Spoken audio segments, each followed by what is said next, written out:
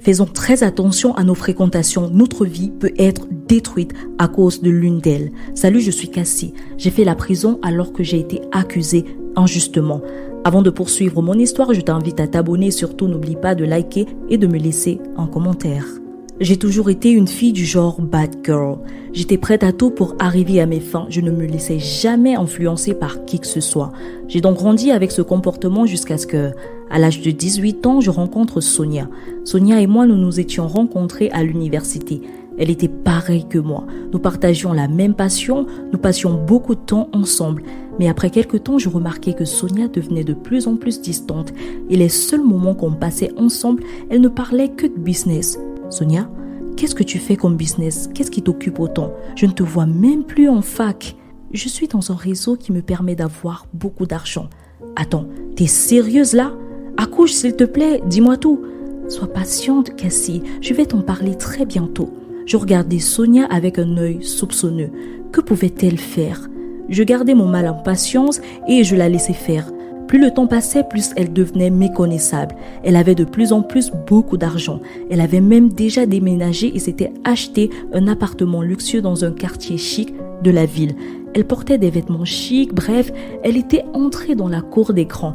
Un soir, je me rendis chez elle, décidée de connaître ce qu'elle faisait afin de m'y lancer moi aussi. Elle était là, accompagnée de certaines personnes de même acabit qu'elle. J'entrai sans frapper, comme d'habitude, pensant qu'elle était seule. Sonia, c'est moi Cassie. Elle ne répondit pas et je me dirigeais tout droit dans la salle de séjour et elle était là, accompagnée de 2 hommes. Au premier regard, on aurait dit des dealers. Dès qu'elle me vit, elle fut très surprise. Mais ce n'était pas là le problème. On aurait dit qu'elle voulait me cacher quelque chose. Elle était vraiment embarrassée et cela se ressentait dans son comportement. « Cassie, qu'est-ce que tu fais là?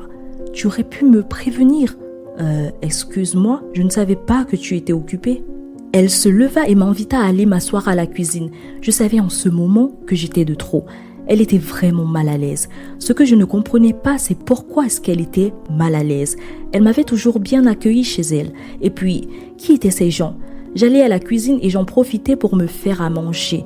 Une fois ses invités partis, Sonia vint me trouver à la cuisine. « Cassie, mais qu'est-ce qui t'a pris d'entrer chez moi sans frapper? En plus, tu as eu l'audace d'arriver sans m'appeler. » « Sonia, qu'est-ce qui t'arrive? Qu'est-ce qui se passe? Pourquoi tu t'adresses ainsi à mon égard? » Excuse-moi Cassie, je ne voulais pas t'offenser. C'est juste que tu m'as mise dans une situation très embarrassante. Laquelle, Sonia? Qu'est-ce que tu me caches?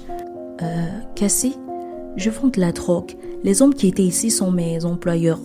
Quoi? Tu vends quoi? Ce n'est pas possible. Mais comment est-ce que tu as fait pour t'embarquer dans cette affaire? Calme-toi, je suis entrée dans ce business de façon volontaire. C'est mon ami Mike, que tu connais bien, qui m'y a introduite. Et je m'en sors plutôt bien. Regarde, j'ai beaucoup d'argent maintenant. Si tu veux, je peux te brancher. Non, merci. Cette histoire ne me dit rien qui vaille. Tu n'as pas peur de te faire choper? C'est dangereux. Non, il suffit d'être très astucieux. Je regardais Sonia d'un air très inquiète. Je me demandais si elle était bel et bien consciente des risques qu'elle courait. Non merci, ça ne m'intéresse pas. Plusieurs semaines passèrent et j'avais décidé de prendre un peu de recul envers Sonia. Mais un soir, elle m'appela, me faisant savoir qu'elle avait besoin de moi. Je me précipitai chez elle, soucieuse de ce qu'elle pouvait avoir comme problème. « Sonia, je suis là. Comment tu vas? » « Je vais bien. Tu m'as dit au téléphone que tu avais besoin de moi. As-tu un problème majeur? » « Non, je n'ai pas de problème. Je voulais juste que tu m'accompagnes. Je voyage pour les États-Unis et je veux qu'on y aille ensemble. » « Quoi? Waouh! Merci mon ami. Je suis très contente. Je rêvais d'y aller depuis mon enfance. Mais tu sais parfaitement que je n'ai pas d'argent. Ne t'inquiète pas, je vais m'occuper de tout.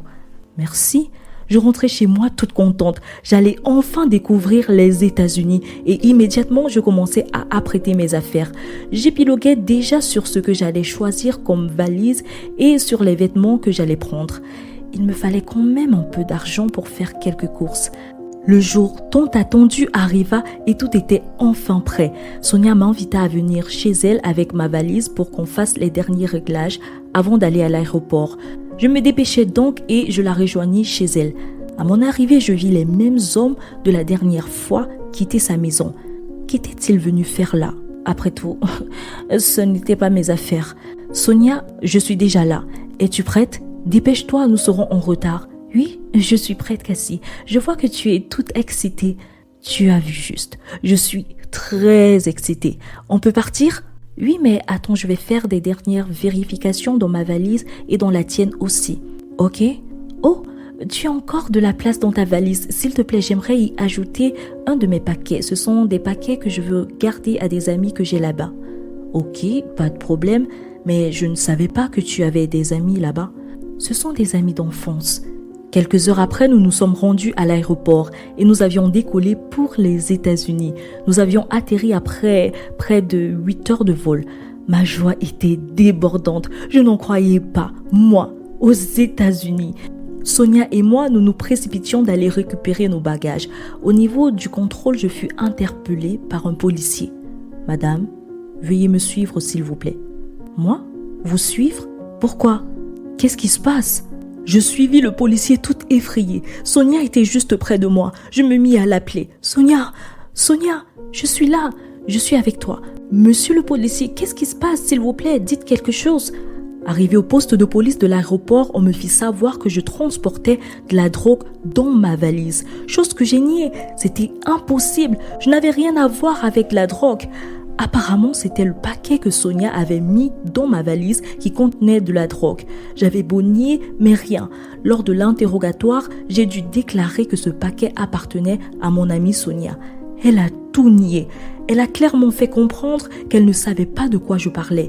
Et puisque je n'avais pas de preuves, c'était sa parole contre la mienne. Je fus finalement arrêtée pour détention de drogue. Sonia m'avait trahi. En effet, il paraît qu'elle avait ficelé un plan avec ses amis dealers. Ceux-ci allaient couvrir la grande quantité de drogue que Sonia détenait. Oui, elle y allait pour livrer de la drogue et elle m'a prise pour que je sois sa couverture. En effet, il fallait attirer l'attention de la police sur la petite quantité de drogue qu'elle avait mise dans ma valise pour qu'elle fasse passer celle qu'elle détenait. C'était prévu que dès son arrivée aux États-Unis, leurs contacts se saisissent de la drogue qu'elle détenait sans être repérés.